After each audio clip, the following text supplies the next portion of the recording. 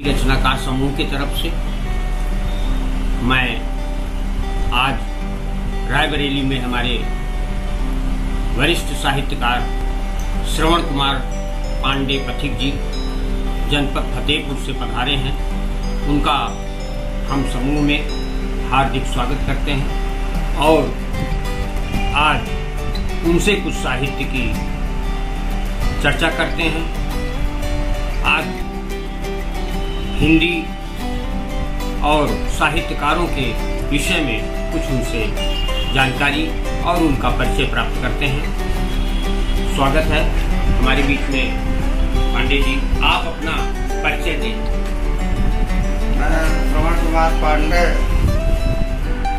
तो अब जहाँ तक लिखने का सवाल है, मैंने विद्यार्थी जीवन में 1971 से लिखना शुरू किया। हमारे मित्र नीरज जी का सवाल है कि हिंदी को राष्ट्रभाषा बनाने के क्या सार्थक प्रयास होने चाहिए। राष्ट्रभाषा का प्रश्न हमेशा से उलझा रहा है, आज भी उलझा हुआ है। उसका एकमात्र कारण ये है कि अगर सारे देश की एक भाषा हो जाती है तो विभिन्न भाषागत राज्यों के राजनेताओं की क्षेत्रीय पकड़ कमजोर हो जाएगी।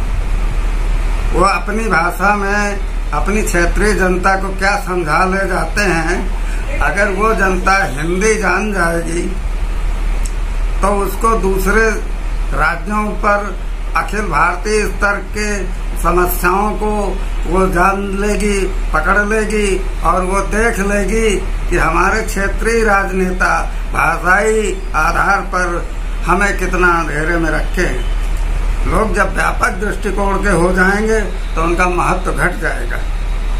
हिंदी भाषी राज्यों में हिंदी के लिए स्वीकारता का माहौल उन राज्यों के हिंदी साहित्यकारों को और हिंदी भाषी साहित्यकारों को और सरकारी परिक्षेत्र है, ये तीनों को एक होकर के हिंदी के लिए काम करना चाहिए। बाकी सरकार, इनका सवाल है कि सरकारों की आर्थिक स्थिति, साहित्यकारों के क्या प्रयास करना चाहिए। मेरा व्यक्तिगत विचार है कि सरकार इस क्षेत्र में कुछ खास नहीं कर सकती। ये साहित्यकारों पर निर्भर है कि वो अपनी अस्मिता को, लोकेशणा को नियंत्रण में रखते हुए यथासंभव अपना कार्य करते रहें। बाकी अगर सरकार कुछ करना चाहती है साहित्यकारों के लिए तो उसका एक ही रास्ता है कि वो उन संस्थाओं को आर्थिक अनुदान दे जो साहित्यकारों को प्रस्तुत करने का कार्य करती हैं। जो साहित्यकार किसी विभाग में कार्यरत नहीं है, ऐसे अपना साहित्य से जुड़े हुए हैं, सामान्य जीवन जी रहे हैं, दयनीय जीवन जी रहे हैं, उनके लिए कुछ मासिक अनुदान की व्यवस्था करे। जो साहित्यकार उस काबिल है और आयु वर्ग के अंदर आते हैं तो उनको विभागों में प्राथमिकता के साथ नियुक्त करें। इससे जो आने वाली पीढ़ी है, जैसे लोग खेल के प्रति प्रस्तुत होते हैं, खेल के लिए वो अपनी रुचि रखते हैं, उसी तरह वो साहित्य के प्रति रुचि रखेंगे। लोग खेल के लिए क्यों प्रेरित होते हैं? क्योंकि उसमें धन है, जीविका के संसाधन है। आज साहित्यकार अपना पैसा लगा के जाता है, चला आता है बेचारा, आयोजक ने दिया कि नहीं दिया, बेचारा अपने गौरव को अक्षुण्ण रखने के लिए कुछ बोल नहीं पाता। तो ये सारी स्थितियां, इसको समाज को समझना चाहिए। जहाँ कविता की बात है तो शिक्षित हो या अशिक्षित,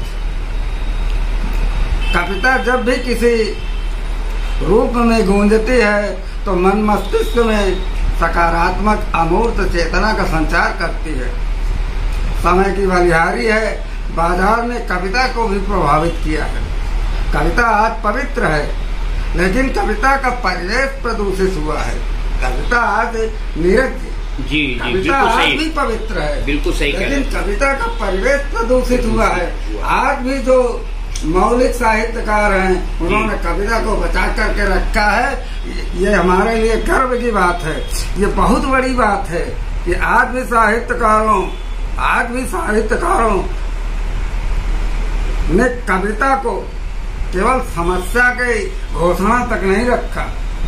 तमाम साहित्यकारों ने कविता में समाधान भी प्रस्तुत किए हैं, लेकिन समाधान प्रस्तुत करने से फायदा क्या यदि उन समाधानों को सरकार, समाज, संस्थाएं और जो महत्वपूर्ण सक्षम व्यक्ति हैं वो अगर अपनी प्राथमिकता में नहीं रखते तो कवि के समाधान प्रस्तुत करने से क्या फायदा है। जी सर। मैं आशा करता हूँ, मैं आशावादी हूँ कि कविता फिर लौटेगी।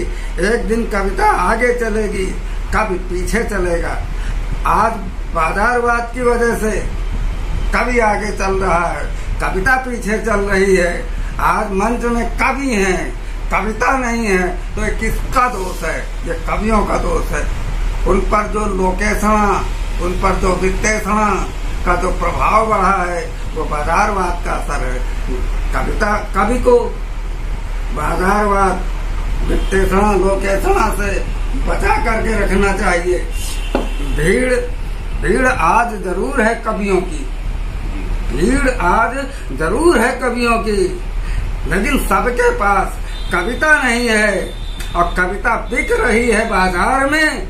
इसमें दोष बाजार का ही नहीं, कवि का भी है। इसमें दोष बाजार का ही नहीं, कवि का भी है। अगर आपको कविता को बचाए रखना है तो सरकार को आगे आना पड़ेगा नीरज जी, समाज को आगे आना पड़ेगा नीरज जी, कवि को भी समय के साथ चलना पड़ेगा। और यह काम किसी विशेष विधा का कवि नहीं कर रहा, मैं दावे के साथ कर रहा हूँ कि यह काम आज केवल सामयिक साहित्यकार कर रहे हैं। आपने राधा पर लिखा, कृष्ण पर लिखा, अरे हजारों ने लिखा है उस पर। आज जो बीत रही है समाज में उस पे लिखो, उस पे बोलो, उसको मंच पे लेके आओ। कवि में दम होनी चाहिए कि अगर एक राजनेता बैठा हुआ है और उसने समाज में गलत किया है तो कवि में ये दम होनी चाहिए कि उस राजपुरुष के मुंह पर अपनी बात कहे।